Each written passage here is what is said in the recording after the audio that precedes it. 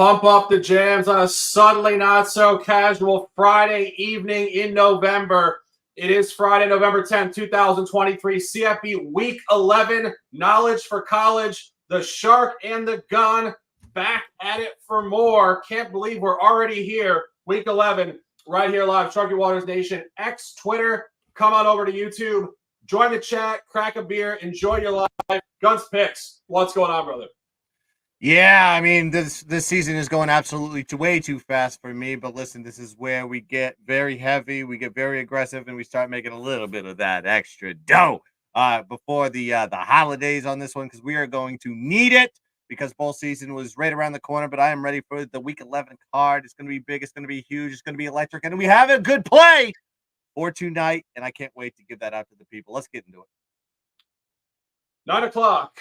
Friday, November 10th, the Gun opening the broadcast. SMU at home against one of the most bipolar teams, first half versus second half in FBS football. That is North Texas. The Gun likes the home team, specifically in the first half.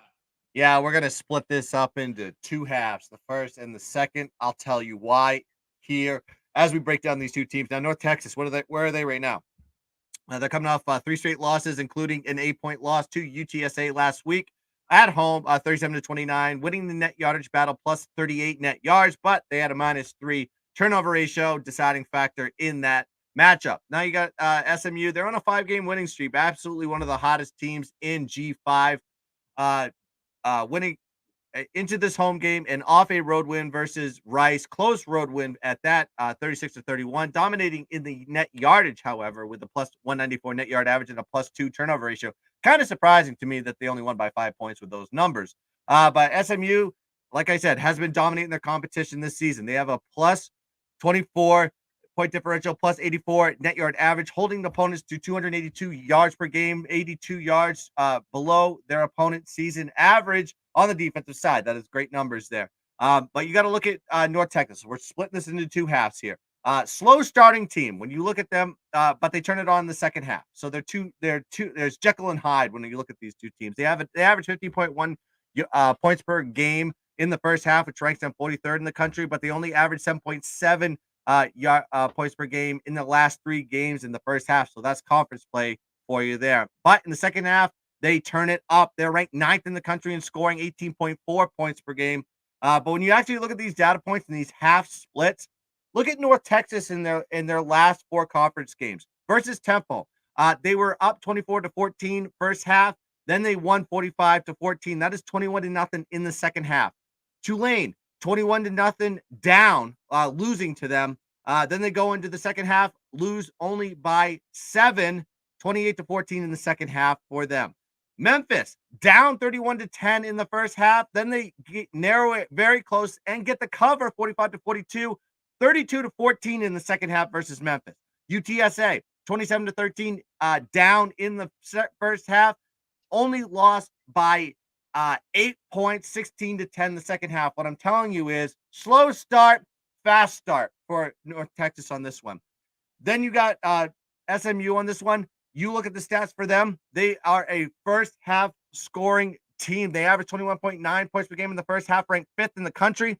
And they take their foot off the gas in the second half, 14.5 points per game, only ranked 41st in the country. So what I'm telling you here is SMU is the play in the first half. We did it last week versus UTSA. If you watched the morning show, I gave that play out here. I'm running it back here. Going to be taking the opposite side of North Texas on the first half. And quite frankly, I would watch on Twitter because I may post a second half play on North Texas if we do cover this SMU spread here. I got it at -9.5. I know it's steamed up to -11, but I'm going to be taking it here at -9.5. I still think it's good up to 14.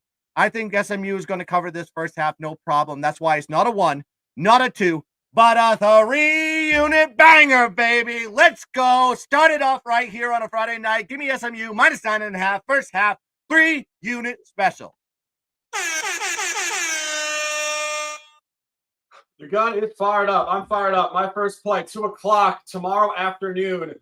Saturdays are for sending it. We're taking Georgia State, the Panthers at home, -2. Upgrading this to a 1.5 unit play. Absolutely love this play. You guys know this. We've talked about Georgia State for weeks. We bought them in the summertime on the over market at 5.5. They promptly hit that very quickly. 6-1 to start. Team is 0-2 since. This is where you want to buy them as a bounce back. And the key point is they just played probably the two toughest games on their schedule, Georgia Southern and James Madison. Even more specifically, Georgia State is 5-0 in reversal outcomes from last year. Not going to go into super detail. The bottom line is if they beat you last year, you beat them this year. And if they took a loss versus you last year, you better damn believe they're going to turn up their top quality this year. Even more specifically, for whatever reason, Georgia State, the scheduling is all 2-game clusters. 2 home, 2 road, 2 home, 2 road, etc. They have lost, they're 0-2 ATS in game 1 of a home sequence, and they are 2-0 in the bounce back at home. And this is where they find themselves on Saturday, November 11th. They're coming off a blowout loss against James Madison. It's an imminent bounce back. It's a revenge game against App State. App State is a complete fraud. Their 5 wins on the season are against Gardner-Webb, ECU, ULM, USM, and Marshall. They do not have one representative win on their entire schedule. This is a revenge game from last year. App State hammered them at home last year, 42-17. Georgia State with 7 turnovers, totally flipping the outcome. Line functionality is all over it. 10.5-point gap. This speaks to a double-digit victory. Love Georgia State. 2 o'clock Sunbelt, -2, 1.5 units. Taking a breath, throwing it back to the gun. High noon football, ACC, Chestnut Hill, Massachusetts. Boston College at home, +1.5 from the gun. Yeah, I'm not going into Tar Heels, Nathan. I'm hitting the old East Coast where I'm from with a little bit of Boston accent. We're going to be going out to the harbor, kid, and we're going to be playing this BC team all the way through. Listen, you got night and day when you look at this Virginia Tech team. I'll get to that in a second. They're 4-5, straight up 5-4 ATS, off a road loss versus Louisville. 34-3, -242 net yard average, -1 turnover ratio. Now BC on the other side, they are absolutely red hot right now. 5-game winning streak and off a road win versus the Cuse, 17-10 on the road, +104 net yard average, +2 turnover ratio in that game. Now, when you look at Virginia Tech, it's pretty simple when you cap this team. They're a home team, not a road team. All right. On the road, they have a -20 point differential, -100 net yard average, -3 turnover ratio for the season. And it's not like they've been playing the biggest and baddest teams in the planet. We're talking about Rutgers, Marshall, Florida State, and Louisville. I'll give you the back end, but I won't give you the front end for that. They are 0-4 straight up, 1-3 ATS on the road this season. Now, BC basically plays to the level of their competition at home. I get that. They have a +1 point differential, +79 net yard average, -3 turnover ratio. But the level of their competition at home has been relatively tough. Listen, they play really close with everybody, including Florida State. They actually played Florida State at home, only lost by 2 points, and had a +117 net yard average versus them. Florida State, I think, is contending for a college football playoff spot, if I remember correctly last time I looked. Now, you look at BC, has played very well in their last 4 games. They have a +8 point differential, +138 net yard average, and +1 turnover ratio. This is also a revenge game for BC, so check that box there. They lost to Virginia Tech 27-10 last season as 2.5-point road dogs. These two teams meet every single year. The home team is 6-1 ATS, 5-2 straight up in the last 7 meetings, and BC is 8-4 ATS versus Virginia Tech, dating back to 2011. I have to go with the home team there, just on the sheer fact that I know that Virginia Tech really doesn't have any life, any hope, or any aspirations for the rest of the season. I think they're just riding it out. When I looked at my numbers, I was kind of surprised that BC was the dog. I had BC at -3 on this one. And so I have to be taking the value on this one at +1.5. So give me BC, the Golden Eagles, playing at home, Chestnut Hill, +1.5, 2.5 unit special. Talking about Chestnut Hill so much, I feel like we need to visit. It's a beautiful location up there in Boston, I know. Hey, I'll be in Boston in December, so first weekend. Be there right there. I might go take a little visit up that side. No doubt, no doubt. Let's catch that ticket. My first play, big time conference football, week 11, taking Missouri, the Tigers at home, plus 1.5. That is plus 2.5, plus 3 now. I think just fool's gold. I think the public is hopping on Tennessee for whatever reason, and I vehemently disagree. And we just talked about this. One of the major themes of this broadcast is going to be the fraudulent nature of a lot of these teams. Tennessee fits that model. They have 7 wins. They have 1 impressive win. They beat Texas A&M at home. And even that game was a game that Texas A&M could have easily won. Go to the other wins. UVA, Austin, PA, FCS, UTSA, South Carolina, bottom feeder this year, SEC, and UConn. 1 road cover at Kentucky in conference. We lost that bet. Probably shouldn't have. Exact same amount of first downs in the game. Very even. Should have had a field goal game at absolute worst. This team is 1-2 ATS in conference. Took a loss at Florida early season. Took another loss at Bama. Go to the other side of this game. Missouri at home, 1-1 in conference. Covered against South Carolina, obviously because they're horrendous, but did not cover against LSU. I believe the gun had that game. Egregious backdoor. 49-39 cover by LSU. Pick 6 to end the game. This is where you want to buy Missouri in a absurdly insulting revenge environment. Last year, Hendon Hooker, if you guys remember that name, lit up Missouri at home 66-24. 66-24. 724 yards for Tennessee in a blowout. That line, Tennessee minus 21, all the way down to minus 2.5. Incredibly short. This is a trap game for Tennessee. They get Georgia at home next week. All boxes checked. Stand the hell up, Missouri, plus 1.5. Official. Guns picks, 2 o'clock, ACC football. Wake Forest at home against a mediocre, inconsistent, poor NC State team. You're taking it at +2 and the money line. Yeah, this is a great spot here, I think, for Wake Forest. Wake Forest kind of playing bad right now versus a team in NC State that's playing a little bit too hot for their britches. Let's talk about this game for a second here. NC State off back-to-back wins over 2 really good teams in the ACC. We're talking about Miami Hurricanes and Clemson. Beating Miami last week 20-6, absolutely dominating them. Despite losing the net yardage battle, but they had a +2 turnover ratio in that game. Now you have Wake Forest on this one, 1-5 straight up, 3-3 ATS in the last 6 games, and off a close road loss versus Duke last Thursday, 24-21. Despite winning the net yardage battle in that game, plus 133 net yards in that game. Now, when you look at NC State, great home team. They've been playing exceptionally well at home.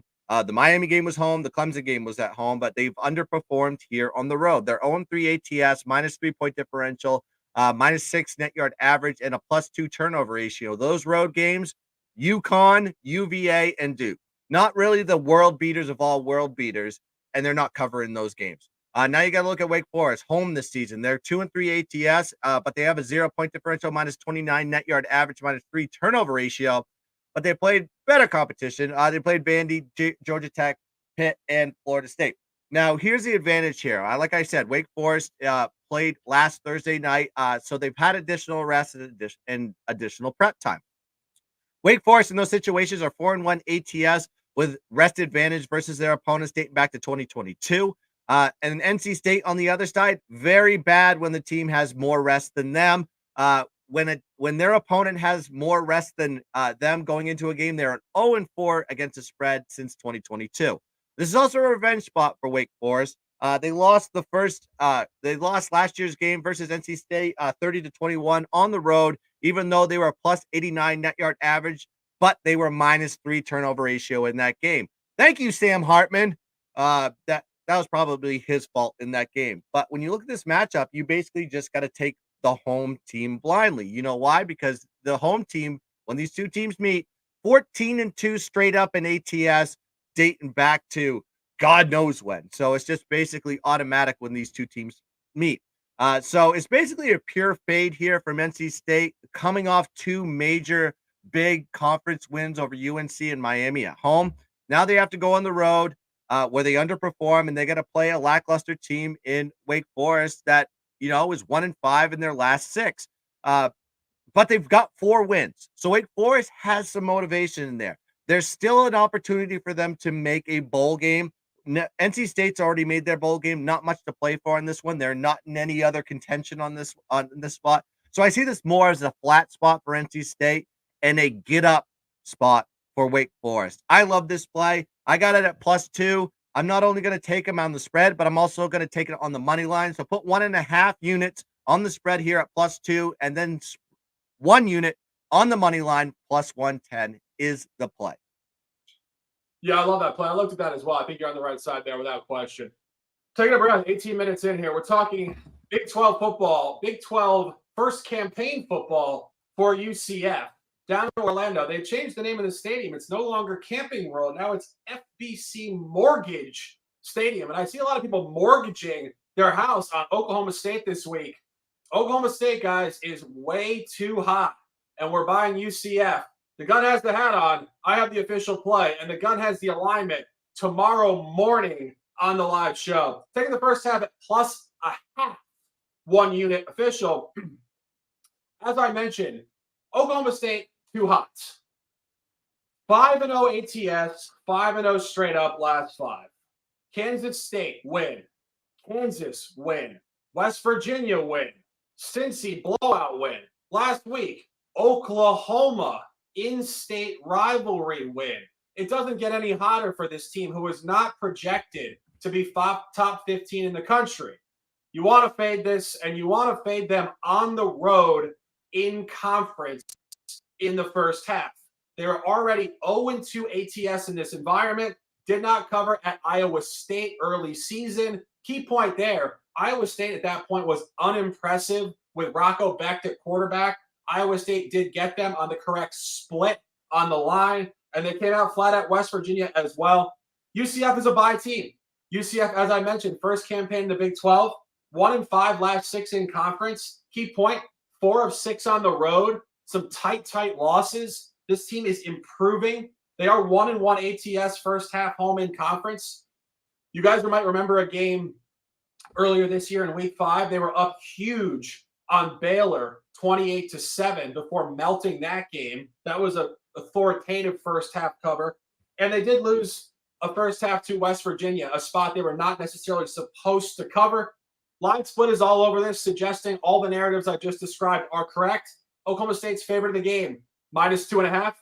You would see them -1.5 or 2 in the first half if this was an Oklahoma State first half spot. -0.5 is basically unheard of for a road favorite in this conference. All boxes checked. Love UCF in the first half to show up here on Saturday afternoon. Going to the evening card, alignment play, collaboration play, the only one of the broadcasts. Going back to a conference we love immensely, the Sun Belt Conference, buying Georgia Southern on the road at Marshall. The gun opening the conversation.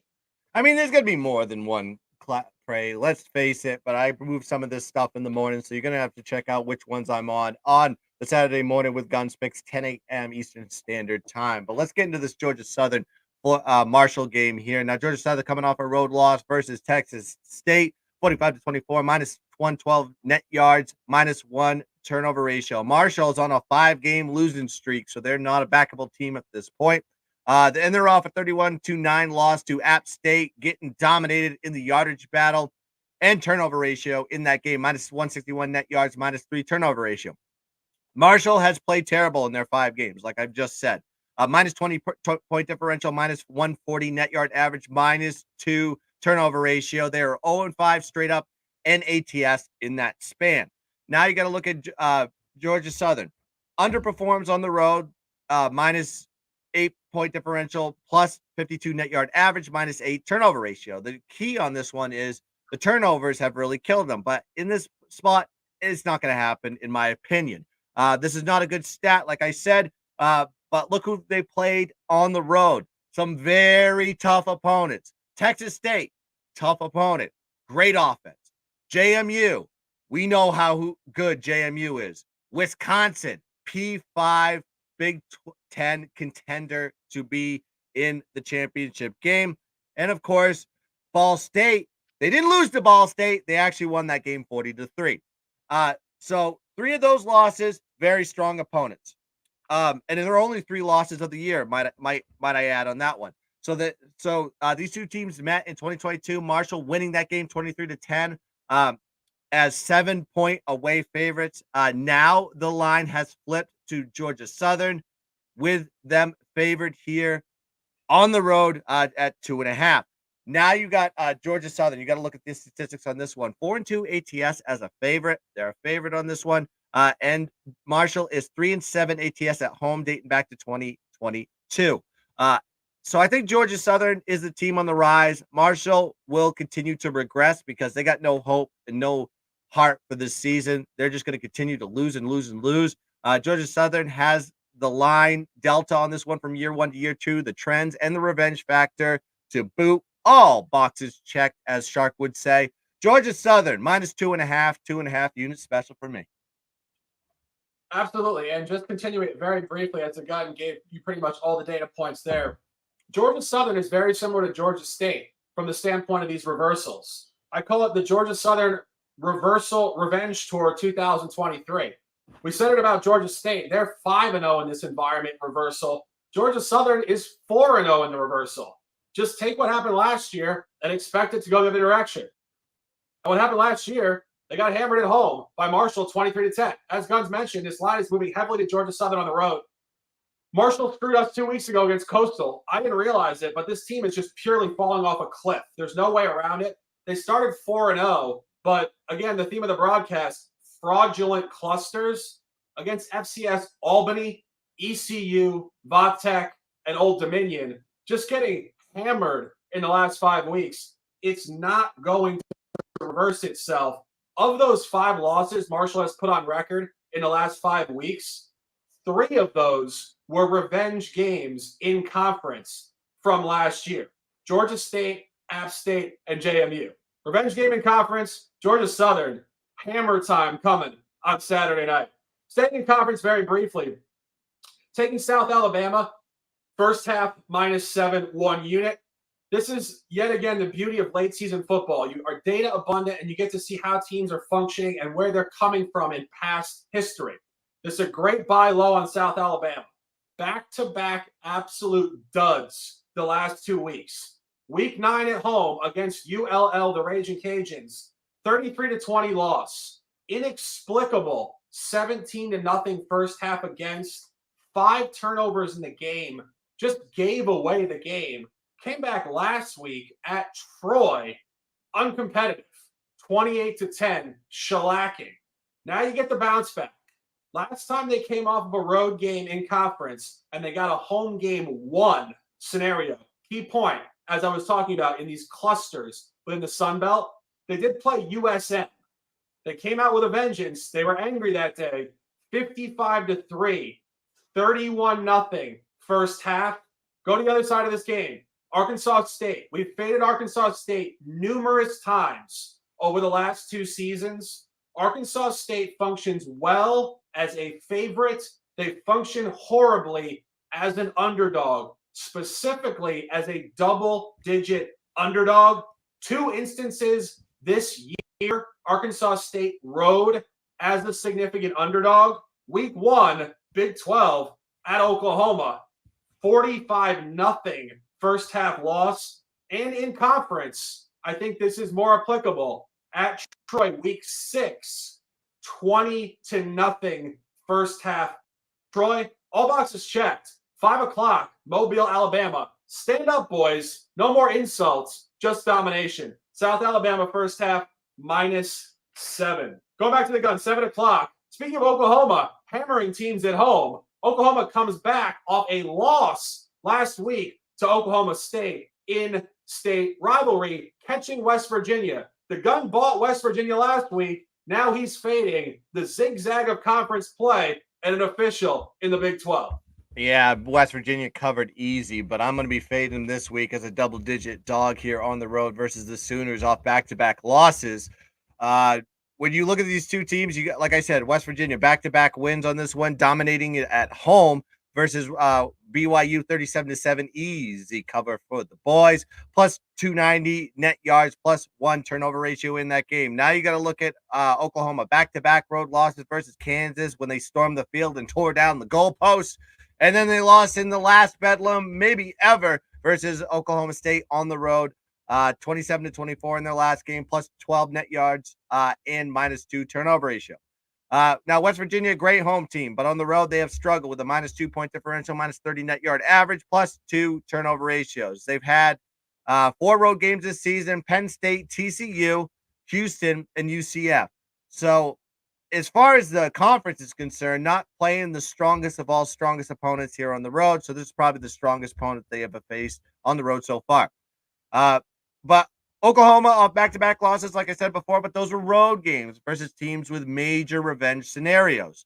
Oklahoma at home is a different story, and I'm going to include the neutral site game where they played the Red River rivalry versus Texas in this statistic. Oklahoma has got a plus 25 point differential, plus 162 net yard average, plus 3 turnover ratio at home.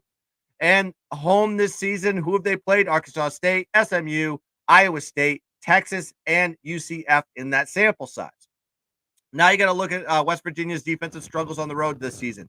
That's been the problem with them, is that defense does not travel at all. They give up 442 yards of total offense, 4.6 yards per carry on the ground, 67.9% pass completion rate, and 289 passing yards per game.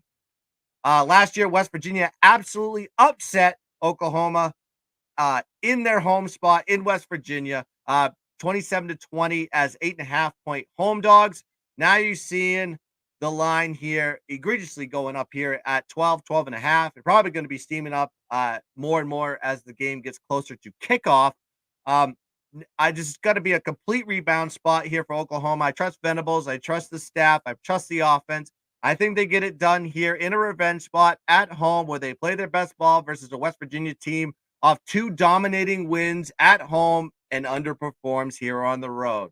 Oklahoma, to me, is the only play you can go here. So I'm going to be riding this Sooner train, or I guess whatever you call it, the Sooner, Boomer Sooner. Let's go. Minus 12.5 is the number I got. 2-unit special.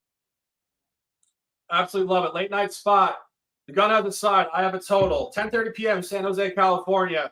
Provide an over between Fresno State and San Jose State. 54.5 1-unit official. We've been buying these late night overs all year, and they're very, very consistent in terms of some transfer portal stuff, some coaching changes, some scheme-driven stuff, and some just pure outlierish stuff. To be perfectly honest, within this cap, within the Mountain West Conference, going back to last year, San Jose State, Hawaii, New Mexico, a bunch of these other teams, they just put outliers on record with totals. And this matchup last year was yet another example of this. October 15th last year, 2022, San Jose State at Fresno State, 17-10. This is not Bears Packers 1942.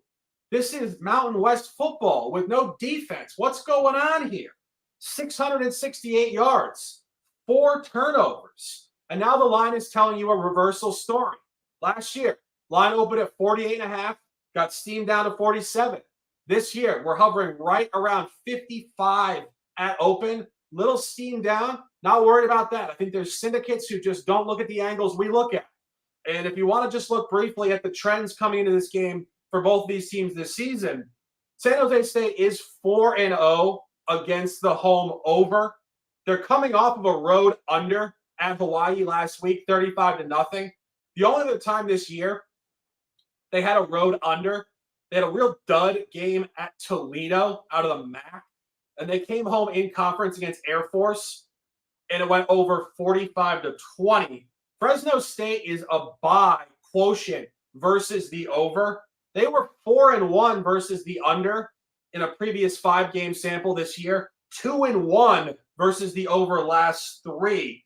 And if you look at Fresno State on the road in conference, 1-1 versus the over, blowout over against Utah State on the road, 37-32. Crucial point there, 55.5. Books had the same number as tomorrow night. This should be in the 60s or the 70s tomorrow night. And final point, the only under that Fresno State has had in conference, it was in Wyoming. The total was 43.5. It finished exactly at 43. Hook lost 24-7 first half, pacing to 62. Total melt. Love this play. Late night special. We call this the degenerate special. It's not really the degenerate special. It's actually a sharp look. Love to dominate and the gun with an official on the home team. Yeah, just take the title with a little bit of grain of salt. I just love the sound of it. Late night degenerate special. Get right or get even. But guess who knows the late night degenerate specials? These two boys right here. You're looking at the shark and the gun because we've been cashing these left and right. If you've been following along all this season. Well, let's talk about these two teams here. I love San Jose State. When you have a team that's under 500 going against a team that's 8-1 and they're favored, guess what side you need to be taking on this one? But San Jose State 4-5 straight up, 6-2-1 ATS this year on a 3-game winning streak in that regard. Now you got to look at Fresno.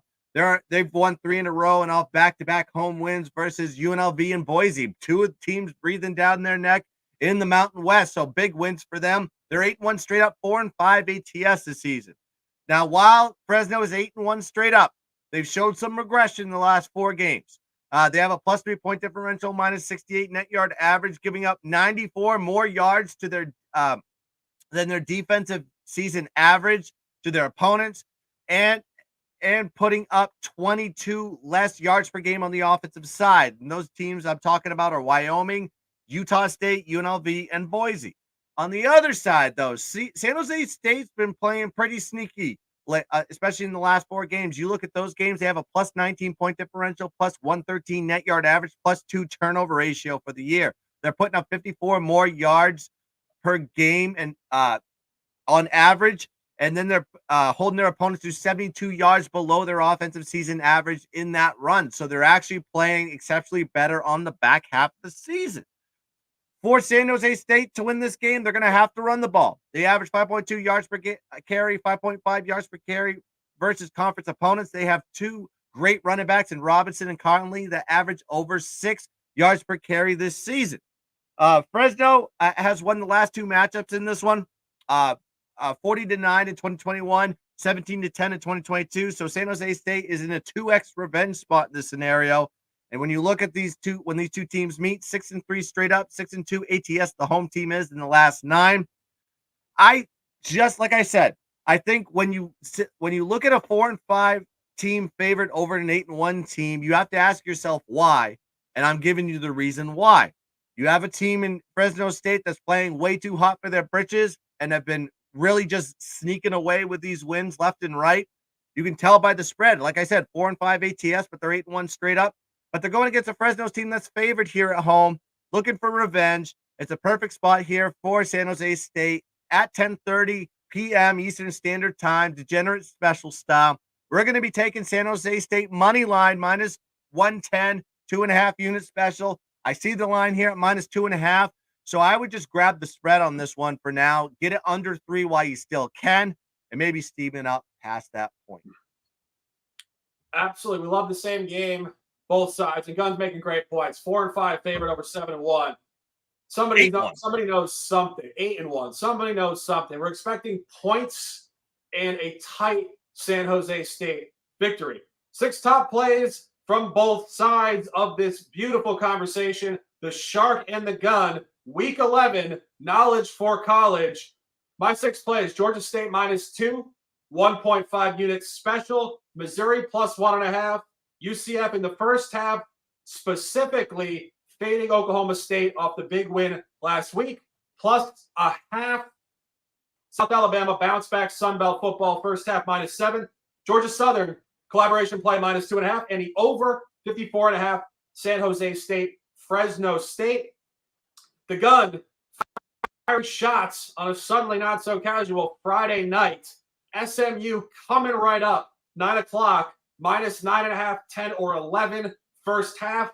12 noon, high noon, Chestnut Hill, Massachusetts. BC plus 1.5, Wake Forest plus 2, and the money line. Georgia Southern collaboration. Oklahoma bounce back at 7 o'clock, Big 12, minus 12.5. And the late night special, San Jose State on the money line. A beautiful Friday it is. Wrapping it up. Sharky Waters Nation, 9 words of lifestyle. Ride the wave, we're getting out of the water. We appreciate you guys immensely. Have a beautiful Friday night. Let's dominate this card. Guns picks. Close them out with some words. Let's go.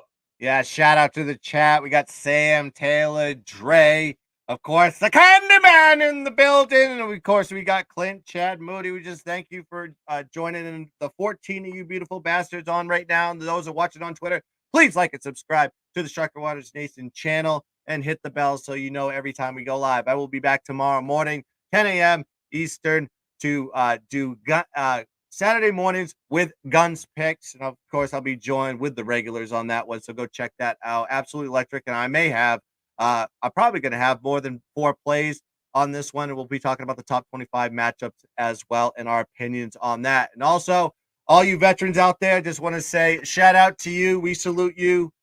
Just say thank you. Veterans Day is tomorrow. So make sure you give proper salutes, whether it's your parents, your cousins, any family members, friends. Just make sure you respect them and give them a salute and say thank you for your service on this beautiful Veterans Day, especially with everything going on in the world today. But that's going to do it here for the Shark of the Gun Knots for College Football Show. We will be back. I'll be back tomorrow morning with the crew and, of course, Circa Millions on Sunday and all the content that comes on this channel. So good luck with your plays. Let's dominate the board. And as always, let's keep dancing. Hey!